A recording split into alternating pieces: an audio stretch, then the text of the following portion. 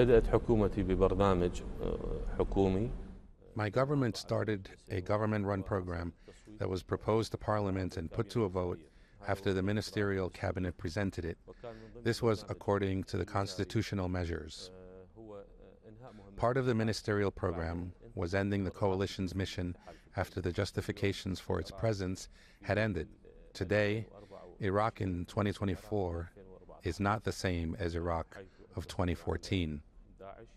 We have defeated Daesh with our sacrifices and the Iraqi people's position from all of its components and factions, and with the support of the international community and friends, and we do appreciate that. We found that the justifications ended, and there is no longer a need for a coalition of 86 countries.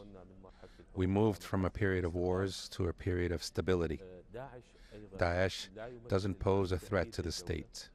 It may be part of the security challenges like drug trade and criminal offenses. It's at that level. It's not equal to Daesh now. A group of terrified people hiding in caves, in the desert, in the mountains, and a real threat to security and stability. Based on this vision and evaluation, we initiated a conversation with our friends in the international coalition, and it was honest and included more discussions on various levels and was culminated with my visit to Washington, D.C.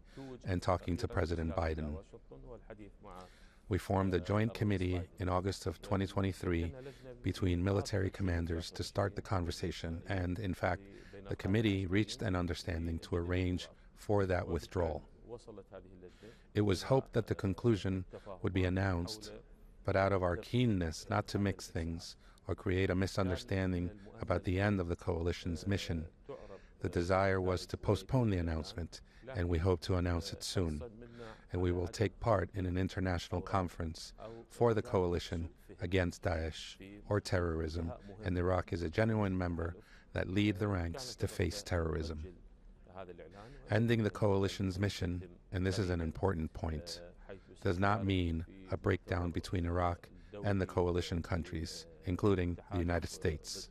On the contrary, at the same time, we are in bilateral talks to build a sustainable security relationship other than the economic, cultural, and scientific and social ties.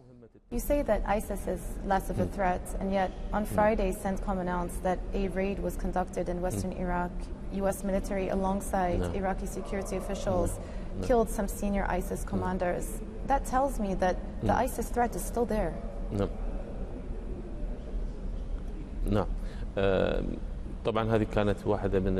Of course, this was one of the quality operations that was executed between security agencies and the international coalition. This is proof that Daesh, or this is proof that the security agencies have reached a phase of capability where they started finding these people in caves, in mountains, in deserted areas, and kill them. This is proof of the level of ability and capability that our security forces have reached. Daesh today doesn't own a land or an area to be in and has lost its incubator, and this is the fundamental win achieved. Following up on the cells of these individuals doesn't mean that there is a real threat.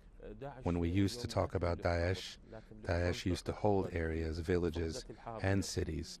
And today, Daesh doesn't have this existence except for these isolated groupings in deserted areas. There's a U.S. presidential election coming up very soon. What would you like to see out of the next U.S. president, be it President Harris or President Trump?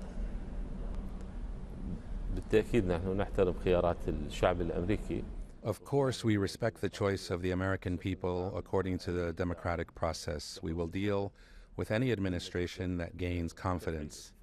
It's of interest to us to activate the strategic framework that was signed in 2008 and building a relationship based on these principles of mutual interests and respecting Iraqi sovereignty. President Trump has been historically very hawkish on Iran. Do you worry that a return of President Trump could be even more destabilizing for the region? Our understanding of the situation of the relationship between Iraq and Iran is based on mutual interests and mutual respect. Iran is a neighboring country, and we share 1,400 kilometers, and it's in our interest to have a close relationship, especially that Iran has been supportive of the political process and our efforts in combating terrorism. Of course, Iraq is the only country in the region that has a special relationship between Iran and the United States, and we try through this positive characteristic to help in bringing opinions closer, and we are interested to have stability in the region, away from the Axis policy. We don't want the tense relationships and the stances of other countries of the world to impact the Iraqi situation. This is our diplomatic effort and movement in terms of our bilateral and regional ties.